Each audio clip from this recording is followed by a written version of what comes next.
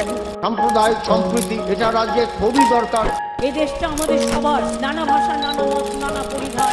আমরা বহুদলীয় গণতন্ত্রে বিশ্বাস করি। এই নরেন্দ্র মোদী অনেক কথার জন্য দাঙ্গা টাঙ্গানি। এবার মানুষ মনে করেছে হারানো দরকার, তাই মানুষ হারিয়েছে।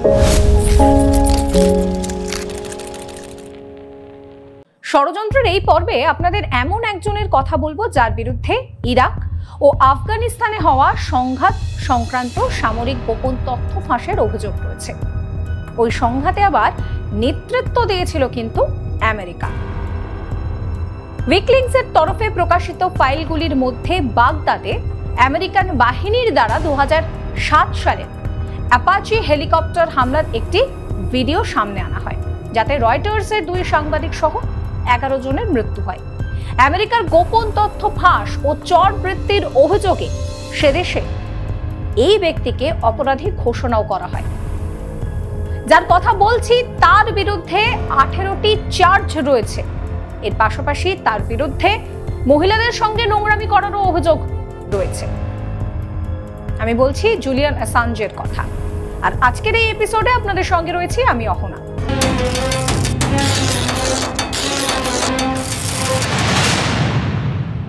একদিকে সারা বিশ্বে বাক স্বাধীনতার পক্ষে যে সমস্ত মানুষ সেই সময় ছিলেন এবং মানবাধিকার যে সংগঠনগুলো ছিল তাদের কাছে রীতিমতো নায়কের মতো পূজনীয় হয়ে উঠেছিলেন অ্যাসাঞ্জ। অন্যদিকে আমেরিকার জাতীয় নিরাপত্তাকে বিপন্ন করে তিনি হয়ে উঠেছিলেন খলনায়ক, অর্থাৎ একদিকে নায়ক অন্যদিকে খলনায়ক। অ্যাসাঞ্জ 2006 সালে হুইসেল ব্লোয়িং ওয়েবসাইট উইকিলিক্সের প্রতিষ্ঠা করেন।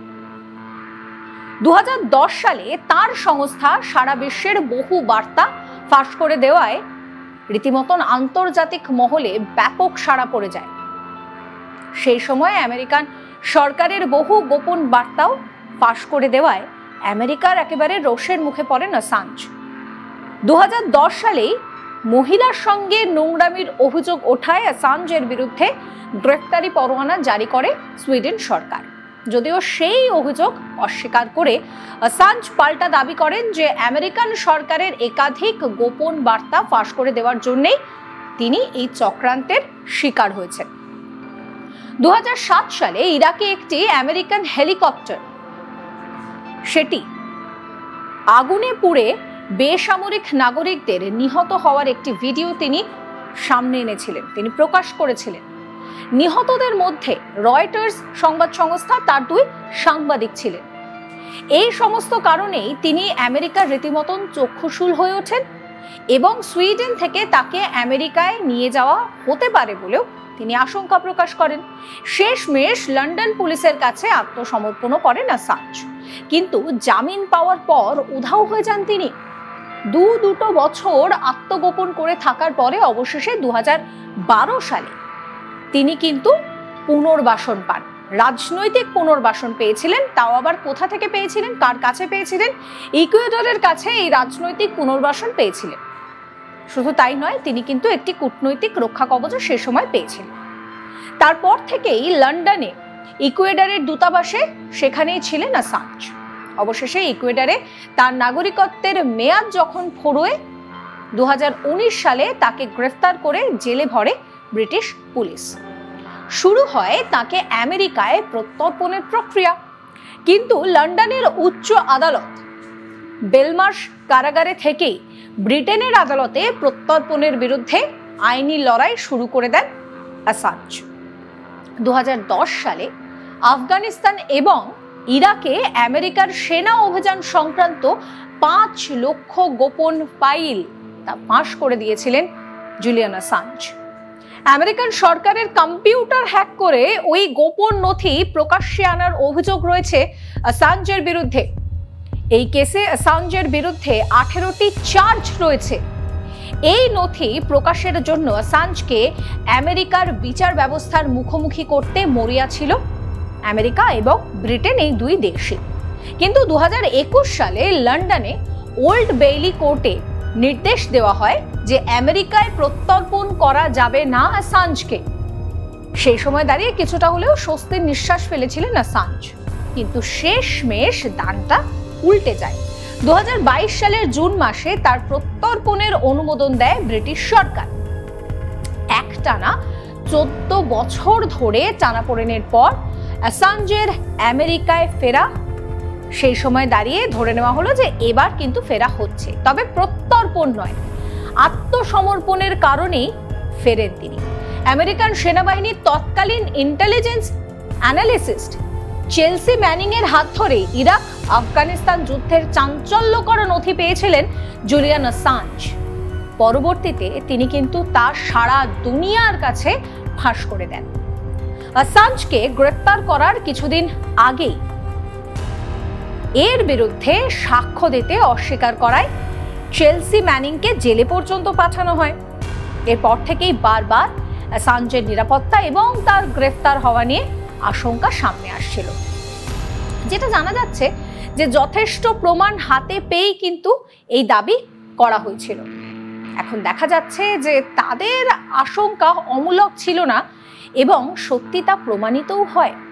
উইকিলিংসের আশঙ্কা কেবল গ্রেফতারেই সীমাবদ্ধ ছিল না, তারা এটাও বলেছিল যে জুলিয়ান অ্যাসাঞ্জকে গ্রেফতার করা হলে ব্রিটেন তাদের বন্ধু আমেরিকার হাতে তাকে তুলে দেবে এবং সেখানে অ্যাসাঞ্জকে শারীরিক নির্যাতনের পাশাপাশি এমনকি সর্বোচ্চ শাস্তি পর্যন্ত দেওয়া হতে পারে। এই আশঙ্কাকেও কিন্তু সেই সময় দাঁড়িয়ে একেবারেই উড়িয়ে দেওয়া যাচ্ছিল না, কারণ রাজবন্দী বা বিভিন্ন চাঞ্চল্যকর মামলায় আটককৃত বন্দীদের সঙ্গে এই ধরনের অমানবিক আচরণের কিন্তু আরো অনেক নজির আমেরিকার কাছে রয়েছে, অর্থাৎ এটা নতুন কিছু নয়। জুলিয়ান অ্যাসাঞ্জকে ইকুয়েডর দূতাবাসে আশ্রয় দিয়েছিলেন তৎকালীন ইকুয়েডরের প্রেসিডেন্ট রাফায়েল কোয়েরা। নতুন প্রেসিডেন্ট যখন সিলেক্ট হলেন তিনি কিন্তু দুর্নীতির খবর ফাঁস করে দেওয়ায় জুলিয়ান অ্যাসাঞ্জের উপরে যথেষ্ট বিরক্ত হয়েছিলেন। তাই শোনা যায় তিনি আমেরিকার কাছ থেকে আর্থিক একটা সাহায্যের বিনিময়ে অ্যাসাঞ্জকে ব্রিটেন পুলিশের হাতে ধরিয়ে দিয়েছিলেন। সেই সময় দাঁড়িয়ে নতুন প্রেসিডেন্ট, যার সঙ্গে আমেরিকার বেশ ভালো বন্ধুত্ব, যিনি নিজে কিন্তু অ্যাসাঞ্জের এই ঘটনাটায় বিরক্ত হয়েছিলেন, সেই মোরনো তিনি বলেছিলেন যে ইকুয়েডর দূতাবাসে অ্যাসাঞ্জ অবৈধভাবে কাজ করছেন, তাই ইকুয়েডর এটা করতে বাধ্য হয়েছে। কিন্তু ইকুয়েডর দূতাবাসে বসে সাংবাদিকতা অর্থাৎ পেশাগত দায়িত্ব পালন করা যে অপরাধ নয়, তার অজানা থাকার কথা নয়। উপরন্তু লন্ডন পুলিশ অন্য দেশের দূতাবাসে ঢুকে অ্যাসাঞ্জের মতো বিখ্যাত ব্যক্তিকে যেভাবে টেনে হিচড়ে বের করার দৃষ্টান্ত তৈরি করেছিল, তা থেকে অন্তত এতটুকু নিশ্চিত হওয়া যায় যে অ্যাসাঞ্জের ক্ষেত্রে কোনো আইন কানুনের তোয়াক্কা কেউই করেনি, কোনো দেশ তারা কেউই কোনো আইন কানুনের তোয়াক্কাটা করেনি। যদিও জামিন লঙ্ঘনের অভিযোগ দেখিয়ে গ্রেফতার করা হয়েছিল অ্যাসাঞ্জকে, কিন্তু গ্রেফতারের পরপর ব্রিটিশ সরকারের কাছে আমেরিকা সরকারের প্রত্যর্পণের অনুরোধের পরিপ্রেক্ষিতে অ্যাসাঞ্জকে গ্রেফতার দেখায় লন্ডন পুলিশ। এটি সকলের কাছে উদ্বেগের বিষয় ছিল। অথচ ইকুয়েডরের প্রেসিডেন্ট তার বিবৃতিতে বলেছিলেন যে আমি ব্রিটিশ সরকারকে নিশ্চিত অনুরোধ করব যে জুলিয়ান অ্যাসাঞ্জকে এমন কোনো দেশের হাতে তুলে দেওয়া হবে না যেখানে তিনি শারীরিক নির্যাতন বা সর্বোচ্চ শাস্তির মুখোমুখি হতে পারেন। ব্রিটিশ সরকার লিখিতভাবে এটি নিশ্চিত করেছে। ব্রিটিশ সরকার যদি লিখিতভাবে এটি নিশ্চিত করে থাকে, তাহলে ব্রিটিশ পুলিশ আমেরিকা সরকারের প্রত্যর্পণ অনুরোধের পরিপ্রেক্ষিতে অ্যাসাঞ্জকে গ্রেফতার দেখায় কেমন করে, সেই প্রশ্ন সেই সময় সামনে আসতে থাকে। সর্বোচ্চ শাস্তি হতে পারে এমন কোনো ব্যক্তিকে তার দেশ বা অন্য কোনো দেশের কাছে হস্তান্তর করা, আবার ইকুয়েডরের আইনের ক্ষেত্রে কিন্তু তা লঙ্ঘন। অ্যাসাঞ্জকে ব্রিটিশ পুলিশ গ্রেফতার করলে পরবর্তীতে তাকে আমেরিকাতে সর্বোচ্চ সাজা দেওয়া হতে পারে, এইসব জেনেও ইকুয়েডর তার যে আশ্রয় সেটা বাতিল করে। একই আইন বলবৎ রয়েছে ব্রিটেনেও, তবু ব্রিটিশ পুলিশ প্রাণ সংশয় থাকা অ্যাসাঞ্জকে আমেরিকার প্রত্যর্পণ অনুরোধের দোহাই দিয়ে কিভাবে গ্রেফতার করতে পারে? যদিও খোদ ব্রিটেনই কিন্তু ব্রিটেনের বিভিন্ন সংগঠন এর তীব্র বিরোধিতা করে। সুইডেনে তার বিরুদ্ধে এক নারীকেও নিপীড়ন এবং তার সঙ্গে আর এক নারীর সঙ্গে চূড়ান্ত নোংরামো করার অভিযোগ রয়েছে, যদিও সেই বিষয়টা কিন্তু আদালতে প্রমাণিত নয়। অর্থাৎ এই দুটো বিষয়, নারী ঘটিত এই দুটো বিষয় কিন্তু আদালতে প্রমাণিত নয়। সুইডিশ সরকার ইকুয়েডর দূতাবাসে অ্যাসাঞ্জকে জিজ্ঞাসাবাদের অনুমতি পেলেও তারা তা করেনি, বরং তারা অ্যাসাঞ্জকে সুইডেনে নিয়ে গিয়ে জিজ্ঞাসাবাদ করতে চেয়েছিল। এই ব্যাপারেও অ্যাসাঞ্জ বলেছিলেন যে সুইডেনও তাকে শেষমেশ আমেরিকার হাতেই তুলে দেবে।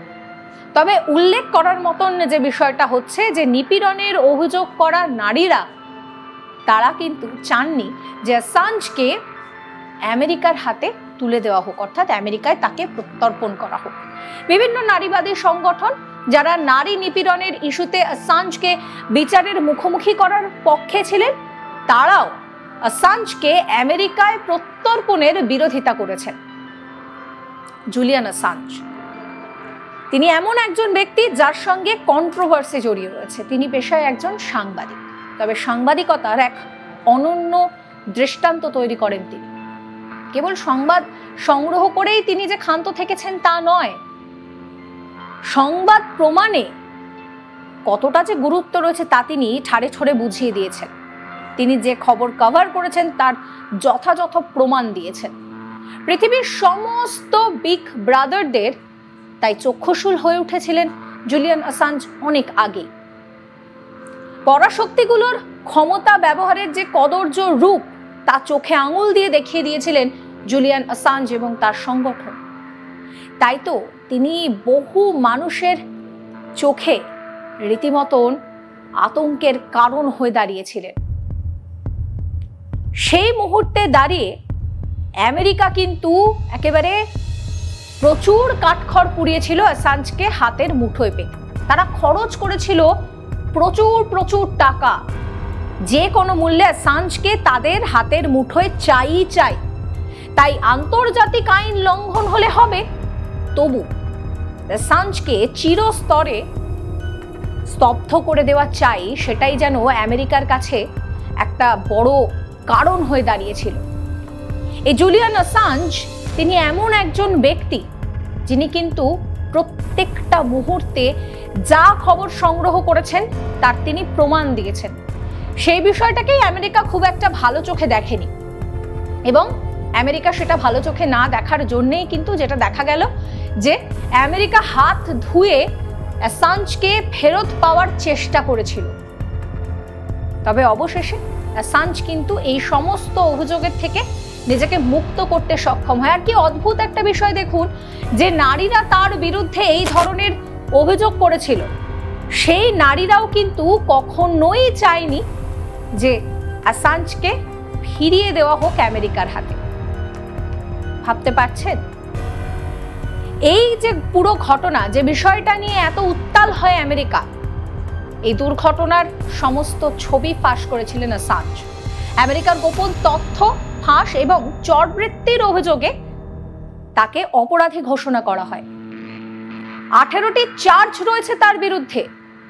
এর পাশাপাশি তার বিরুদ্ধে মহিলাদের সঙ্গে নোংরামি করারও অভিযোগ ওঠে। আর এই অ্যাসাঞ্জের চরিত্রটা এমনই অদ্ভুত যে কখনো তিনি নায়ক, আবার কখনো খলনায়ক।